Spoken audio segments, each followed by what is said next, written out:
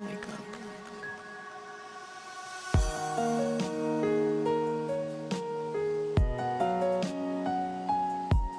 Bonjour à tous et à toutes. Aujourd'hui, on se retrouve pour une nouvelle vidéo sur le film Blink Twice. Alors, en fait, qu'est-ce que ça raconte? Ça raconte l'histoire d'un homme qui a suivi une thérapie pour aller mieux et il a racheté une île et en gros, il y passe ses journées pour aller vider la tête également parce qu'il a fait d'énormes conneries auparavant. On se demande bien pourquoi. Et voilà, il a organisé un gala. Et au même moment, on suit l'histoire aussi d'une jeune femme, Frida, et de son amie, Jess, qui justement organise le gala du mec en question, qui détient l'entreprise King Tech. Et voilà, ils suivent, voilà, ils organisent le truc. Et puis à la fin, elles décident de faire le show, d'être voilà, juste des personnes lambda, de profiter de la soirée. Et là, par effet de circonstance, elle va rencontrer le gars en question, je dirais Channing Tatum, je dirais Tatum. Bon, c'est le nom de mon chien également, mais ce sera plus cohérent. Et bah, elle va rencontrer Tatum, et du coup, c'est là qu'ils vont se lier d'amitié. Ça se passe très bien, voilà, ils se plaisent bien. Et puis le mec, il dit, bah pourquoi pas, vous pouvez venir chez nous, dans notre île. Donc ils viennent avec d'autres personnes et tout, de tout horizon, ils y vont. Et puis là, bah, le truc, c'est que tu peux profiter de ta vie, mais à une seule condition, c'est que y a plus de téléphone. Et c'est là qu'au début, on s'en fout un peu. Voilà, on fait la fête, toujours la fête, tout le temps la fête. Et à un moment, bah, la Frida va dire cette question, à force que ça se passe bien, il y a forcément une couille. Et comme vous vous en doutez bien, il y aura une couille. Et pas qu'une. Mais je veux dire, c'est que, voilà, elle va découvrir des trucs bizarres, des indigènes bizarres. Une va lui dire elle a un pas rouge, il comprend rien et tout. Donc, elle va essayer de comprendre, mais en fait, au final, elle s'en fout. Et c'est avec son ami, elle a trouvé un truc, elle essaye de le faire comprendre, et puis là, c'est paf. Le film commence, quoi. Parce qu'il y a quand même deux temps entre mouvements. Donc j'en dis pas plus. Alors, qu'est-ce que j'ai aimé dans ce film? C'est vraiment le côté un peu ambiance, bruit sonore, qui me rappelle beaucoup David Lynch, sans être David Lynch. Parce que effectivement, la façon dont il filme, il zoome les scènes, dans le bâtiment, aussi au niveau des jeux de couleurs, le rouge, le noir, quand ça s'éteint, il n'y a plus de bruit, tout ça. Le côté aussi également quand quelqu'un va prendre un objet, par exemple voilà le Batman là, voilà excuse-moi, tu vois il va faire des taponnements, là vous entendez rien, mais dans le son on va entendre des des petites griffures, des choses comme ça, ou même la mousse également, il y a beaucoup de jeux là-dessus, et du coup toi t'es perdu parce que tu dis c'est quoi le truc qui va bugger, est-ce que c'est la champagne, est-ce que c'est les fleurs, est-ce que c'est la bouffe, on n'en sait rien. Mais déjà, dès le départ, tu peux dire, la bouffe est peut-être du son, on sait pas. On n'en sait rien comment la bouffe est faite. Mais c'est vrai que l'île, la question est assez bizarre parce que même les gens deviennent fous. Mais apparemment, ils font que la fête. Et c'est vrai que, voilà, les mecs en question, ils ont l'air d'être super bien. Franchement, ils font des trucs de fou. Et vraiment, le film en soi, il a l'air bien. Pour ça, je trouve le côté bruit sonore et que c'est un huis clos et que des fois, il y a des petits zooms et ça fait... Et là, ça fait vraiment Twin Peaks, hein, comme pour ceux qui savent, hein, ça fait vraiment David Lynch. Mais sans David Lynch, pourquoi? Parce qu'à la fin, quand il y a la résolution de l'énigme, ça part vite en couille et c'est vrai que je vous avoue que je me suis vite lassé. Parce qu'au début j'étais bien, puis à la fin je me suis dit bon on a compris c'était quoi et la façon dont le dénouement s'explique parce que pour ceux qui l'ont vu, bah en gros ça parle beaucoup d'harcèlement sexuel et de pouvoir abusif parce que dès le début au film ils disent oui attention les scènes du film comportent des scènes de tel truc et il faut aller sur le site pour voir des numéros.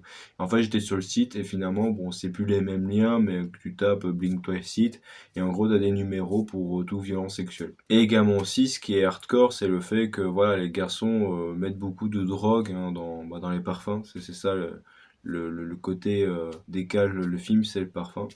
Parce qu'avec la plante qui est tirée, en gros, bah, c'est là-dessus que voilà, il y a l'effet un peu voilà, à Alzheimer, et ça j'avais vite compris, je pense qu'il y a quelque chose avec la plante. Et en gros, les mecs en question, comme les femmes en quelque sorte oublient ce qui se passait au début, profitent de leur faire des actes sexuels horribles sans consentement. Et pourtant, ça partait d'un bon avis parce que je suis sûr qu'il n'y aurait pas besoin de les droguer, les meufs. elle pourrait facilement venir vers ces mecs, hein, parce que la Frida en question était follement amoureuse du mec, mais malgré tout, elle s'est fait abuser, quoi. Et le lendemain, elle se souvenait de rien du tout, parce qu'à chaque fois, elle mettait toujours le même parfum.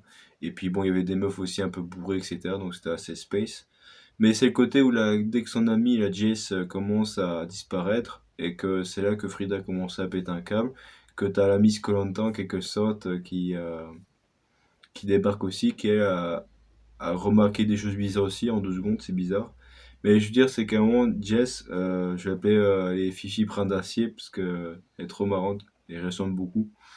Mais sinon, en soi, le film, elle a l'air très très bien, j'ai bien aimé, mais voilà, je veux dire, en tant que mec, moi, je suis pas de principe à battre les femmes. Moi, je contre ça, je suis contre. Mais c'est vrai que voilà, ça fait plaisir plus aux femmes qui, elles, souffrent beaucoup.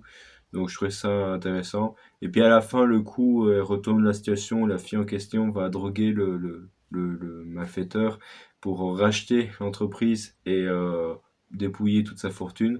Dans la tête, je me suis dit, ah, ça se trouve, elle va faire la même chose. Elle va inviter des meufs, elle va prendre des mecs et elles vont toutes les violer. Et du coup, il y aura l'effet inverse, ce seront les meufs les méchantes. Et je me suis dit, non, quand même pas. Mais c'est vrai qu'il y a beaucoup de points négatifs parce que malgré tout, même si le film me fait penser à beaucoup de films, d'autres films, par exemple, ça se passe dans un hôtel aussi, où ouais, tu réserves tes chambres, ça se passe très bien et tout. Et puis après, je crois que c'est California Hotel, hein, je crois. Et en gros, à la fin, bah, ça se passe, ça pète un cap parce que il y a un truc de bandits, machin. Et puis le mec qui gère l'hôtel, le réceptionniste, c'est un mec qui avait déjà fait la guerre avant et qui est devenu, allez, timbré parce qu'il aime pas tuer des gens. Donc ça fait penser à ça, parce qu'à la fin, tu voyais l'île qui explosait limite, quoi. Ensuite, bah, ça peut faire penser à Shining, parce qu'au niveau des zooms, des plans, tout ça, on n'est pas au-delà de l'art carrément, où avec un petit objet, il y a un humain qui sort derrière, donc on n'est pas là-dedans non plus. Comme je dis, ça fait un peu David Lynch, parce qu'au niveau des jeux de couleurs et des bruits, ça fait vraiment très David Lynch, mais sans David Lynch, parce qu'ils n'ont pas la maîtrise de David Lynch. Mais je veux dire, c'est que pour un film pareil, c'est original, le scénario est très très bon, mais c'est un peu tiré en fil et tout. Moi, j'ai pas apprécié, c'est qu'à un moment, bah, la fille en question, parce qu'en fait, ce qui fait revivre les souvenirs, c'est la venin de serpent. Et moi, je me dis, t'es un mec, apparemment, bah, les gens qui sont là-dedans, dès qu'ils ont le venin de serpent, ils se souviennent de tout, parce qu'à un moment, on dit, ouais, la fille s'est morte par le serpent, et on va la tuer, quoi. Mais je me dis, mais en fait, pourquoi, pourquoi, euh, pourquoi acheter cette île? Parce que si tu es au courant que ça fait plusieurs années, qu'il y a un venin de serpent, je ne sais quoi, tout ça, qui fait remémorer les gens, bah tu n'achètes pas cette île, tu fais autre chose. Mais après, je peux comprendre, c'est le fait qu'ils doivent tuer les serpents pour justement les liquider, quoi. Parce que voilà, pour eux, c'est comme du. Allez, tu vois un serpent, t'as peur, tout ça, mais dans le film, voilà, le venin permet de te ressouvenir, mais je veux dire, c'est que, ok, il part du principe de tuer tous les serpents pour faire vivre l'île, mais bon, il y en a tellement à foison, je veux dire, autant aller dans une autre île, quoi. Parce que si t'es un psychopathe et tout, tu dis, tu t'es fait avoir une fois ou deux, t'arrêtes, quoi. Mais c'est fou le fait que la Frida en question, qui est déjà venue une autre fois, là, il y a longtemps, parce que elle avait des ongles aussi d'animaux, et je veux dire, c'est quand même chaud de se dire qu'elle a totalement oublié ce qui s'est passé sur cette île, quoi. Qu'à un tel point de revenir et de l'aimer en plus, quoi. Ça fait un peu syndrome de Stockholm ou du violeur où tu te fais prendre et tu aimes ton harceleur. C'est vraiment, à ce point-là, il y a un truc de déclic mental. Mais je trouve que le film est assez horrible parce que la scène des violences sexuelles, c'est assez atroce quand même. Il y a des moments où j'étais un peu pas bien, c'est au niveau des ongles, parce que comme il y a de la terre, parce que comme elle gratte beaucoup la terre, à un moment, bah, vous retirer un ongle et ah, ça je déteste hein, les trucs sur les ongles, j'ai horreur. Parce que moi-même quand je ronge mes ongles, j'ai horreur. Mais par contre, j'ai quand même de la peine pour un gamin dans le film, c'est le blond, qui lui, malheureusement, bah, il a rien fait et il se fait tirer dessus. Donc ça, j'étais un peu triste pour lui. Bah, il est pour rien en fait, hein. Le mec, il voulait juste vivre sa vie et il s'est fait embarquer comme ça pour rien. Donc bon, c'est pour ça qu'il s'est fait un peu tabasser. Mais c'est vrai que aussi également ce contraste quand tu vois les filles avec du sang et puis d'autres normales. Donc c'est assez fou.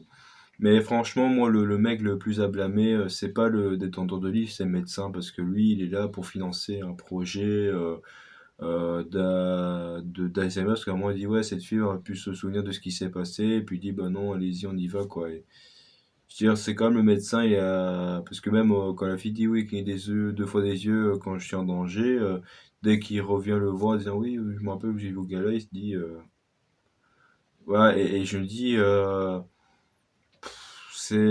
c'est lourd, voilà, je veux dire, t'es là pendant plusieurs années, plusieurs jours, on sait pas, et c'est un peu lourd de se dire que le gars il est derrière tout ça limite. Mais malgré tout, moi j'aurais aimé avoir plus de précision sur l'île parce que c'est vrai qu'on connaît pas trop les indigènes. On peut se penser un peu à Get Out aussi également, même si je trouve que Get Out est bien meilleur. Mais je trouve que Blind Twice a son charme aussi en particulier. Mais c'est vrai que Get Out c'est un peu ça aussi, tu rentres dans une famille, tu sais pas, et finalement tu remarques que la famille séquestre des noix pour prendre enfin, les particules pour les donner à des vieux riches. Et quand tu vois que la meuf en question, elle va déjà encaisser pas mal de mecs, même des meufs noires, c'est assez lourd. Mais je veux dire, c'est que quand tu vois, parce qu'à un moment, pour un moment, il y a un photographe qui fait beaucoup de photos, et c'est ça qui fait le charme du film, c'est les photos qui viennent d'un coup, parce que des fois, il y a des messages subliminaux qui arrivent, et pendant il va faire une photo, et t'as le titre qui arrive, donc ça, je trouve ça très bien. Il y a quand même un peu de David Lynch, mais voilà, c'est pas très David Lynch, hein. Lui, c'est vraiment au-dessus, quoi. Franchement, si je dois faire un top 3 des réalisateurs, c'est vraiment, allez, je dirais David Lynch, celui qui a réalisé Shining, West Side Story, enfin, c'est ce mec-là, puis Steven Spielberg et Stephen King, quoi. Et peut-être aussi James Cameron, quoi. Mais vraiment, voilà, David Lynch, c'est vraiment au-dessus, quoi. Après, t'as peut-être Francis Coppola, celui qui a fait Metropolis, hein, mais aussi, voilà, moi je dirais plutôt David Lynch. Oui, et aussi c'est ceci qui est horrible, c'est le fait quand la fille Frida en question, qui est très jolie d'ailleurs, hein, je trouve que c'est une plus belle actrice. Moi, je suis pas très attiré par les noirs, mais franchement, elle est vraiment magnifique cette fille, elle a un charme de fou cette Frida. Puis ça me fait penser Frida Kahlo, c'est marrant. Mais ce que je veux dire, c'est que voilà. Quand elle voit les photos des mecs qui sont venus avant, où tu vois des vieux papis et tout, tu te dis, ah, mais ces gens, ils ont peut-être violé elle et d'autres. Et c'est hardcore, hein, parce qu'au début, ça va bien, puis après, ça va vite. Et ces côtés, j'aime bien, c'est le son tac-tac. C'est genre un mec qui va couper, passe, hop, on passe à boire un coup. C'est assez, voilà, c'est, comment dire, c'est assez. C'est un peu comme les films Suspiria, c'est vraiment très centré. T'as le film, puis après, il te resserre, t'es pas bien, t'es vite. Enfin, quand t'aimes pas les endroits un peu trop près, j'ai plus le terme, mais c'est un peu ça, quoi.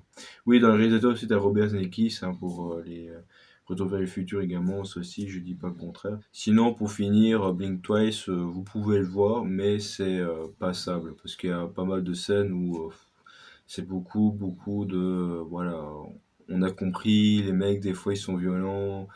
Et d'un côté, je suis un peu une critique du féminisme, mais à la plupart, il y a beaucoup de femmes qui crachent sur les hommes parce que ils ont tellement tendance à voir et peut-être même suivre ce genre de contenu, de mecs exécrables, de mecs qui tabassent les femmes, des histoires horribles ou des films pareils, qu'elles se nourrissent une haine envers les hommes, alors que je dirais les hommes sont pas tous comme ça, et c'est vrai que moi c'est un peu lourd de voir des films pareils, pas que j'ai pas envie d'en voir, mais c'est parce que je me dis, moi, en tant qu'un mec sympa et gentil, voir des mecs comme ça, je veux dire, c'est horrible, quoi. Enfin, c'est vraiment horrible pour moi-même, quoi, en tant qu'homme, quoi. Et c'est vrai que moi, je lutte contre ça aussi parce que moi, je suis pas là à me dire que tous les femmes, c'est des salopes non plus. Il y a des femmes gentilles, comme il y a des hommes gentils, il faut juste trouver, hein. Parce que ça existe aussi des femmes aussi, également, qui ont fait des choses horribles. Mais moi, je pars du principe que du moment que ça se passe bien avec quelqu'un, c'est bien, quoi. Mais c'est vrai que ce film, j'ai pas envie que ça soit utilisé de façon dramatique et aller nourrir une haine encore débile de ah, l'homme, ça y est, mène hard trash. Les hommes sont tous pourris, enfin il faut arrêter les gars, c'est juste tomber sur une mauvaise personne, regardez, il y a des gens comme moi qui existent, c'est bon quoi. Moi ça me commence à me saouler, mais bon, les gens font ce qu'ils veulent. Mais voilà, je veux dire, c'est que ce film est bien, voilà, je veux dire, j'ai vu mieux, même si le film a son charme, je veux dire, voilà, le film est sympa, mais sans plus. Bref, bon. Sur ce, je vous laisse. J'espère que vous avez passé un bon week-end, parce que en ces temps pluvieux, c'est un peu compliqué. Et on se retrouve pour une prochaine vidéo. Et je vous souhaite une bonne journée à vous. Bye bye.